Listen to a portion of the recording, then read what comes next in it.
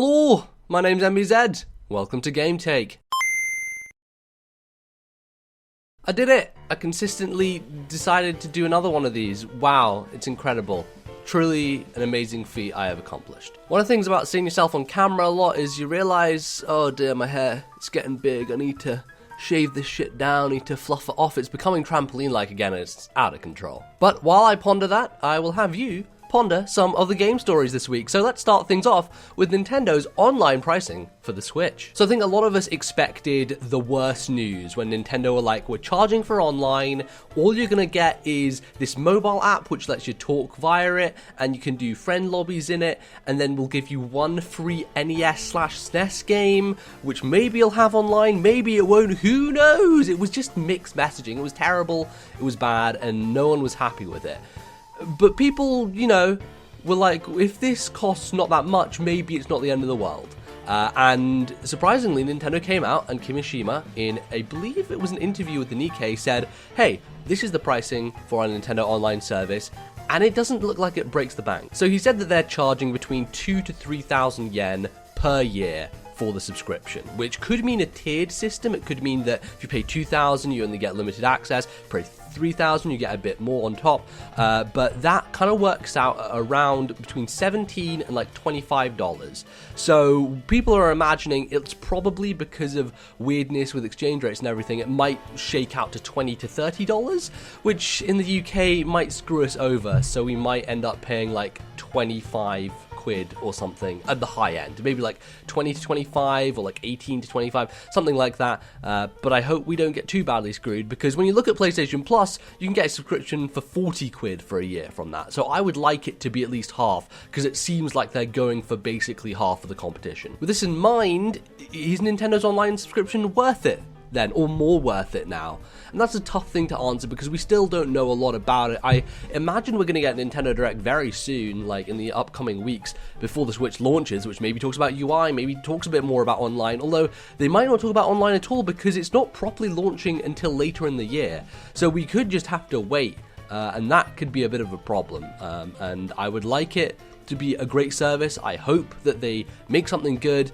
And it looks like with the price being set down low, that they might not be pushing the boundaries, that they're just going to kind of stay the course here and maybe do a couple new things, but nothing too major, which is fine. And I'm okay paying like a limited amount, like £20 a year is okay. Like for me to get my Smash Brothers on, for me to play some Splatoon, a bit of Mario Kart, £20 is fine by my book. It's definitely not PlayStation Plus, but it's not trying to be.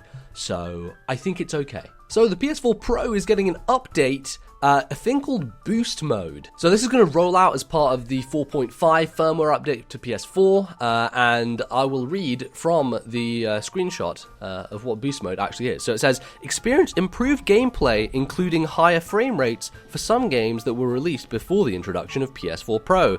Turn this off if you experience unexpected behavior during gameplay. So the PS4 Pro is actually useful now.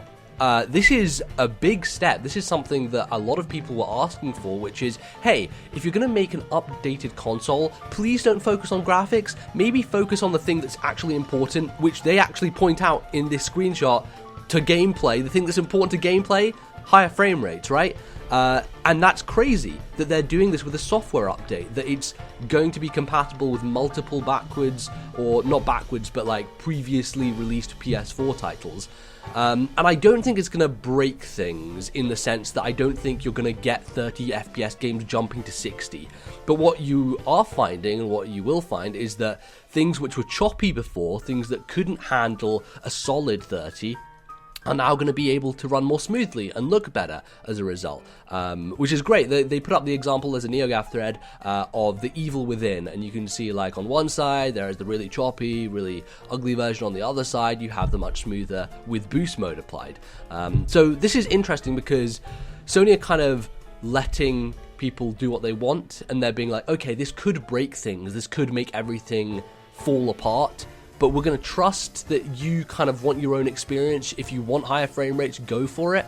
And I think that's a smart thing to do because it starts to bring in the customization that PC gamers are used to, that people like us who really want to prioritize frame rate can if we want to and sacrifice graphical fidelity. So I'm glad they're doing that. I'm happy for PS4 Pro owners. And to me, like, this isn't necessarily something for me to go back on and to be like, oh, I wish I'd bought a PS4 Pro now, because ultimately it's not giving me the jump I want. Like, it's not going from 30 to 60 like I would have liked, but it certainly helps. Like, The Witcher 3 is a game that ran like arse on PS4, and adding this mode seemingly fixes places like Novigrad, which were huge populated areas with loads of NPCs that kind of tanked it down to like below 20, which is kind of unacceptable.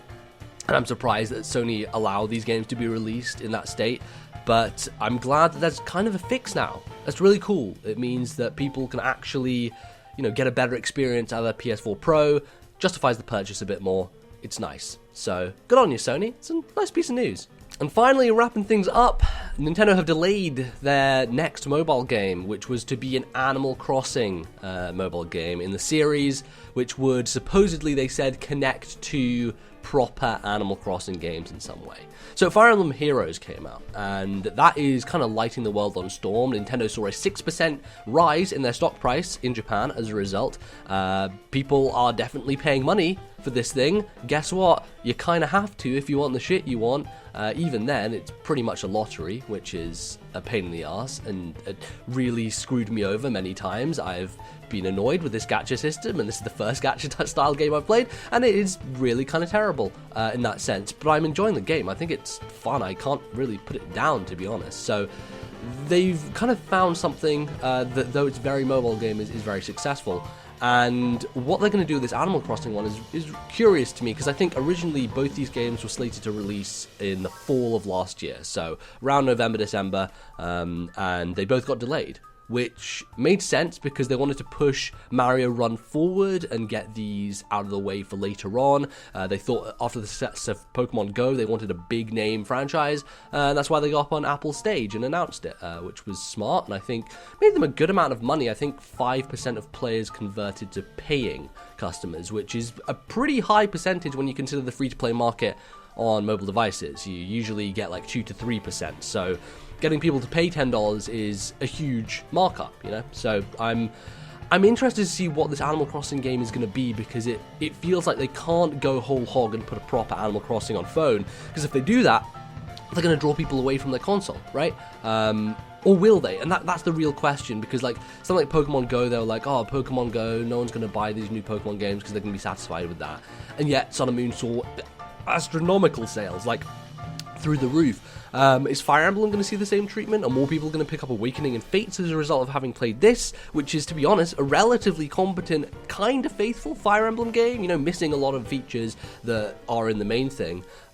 So will Animal Crossing do the same? Will it be this stripped back thing, or will it be a happy home designer-esque affair, which I don't think is going to be successful? There is potential for microtransactions all across the board.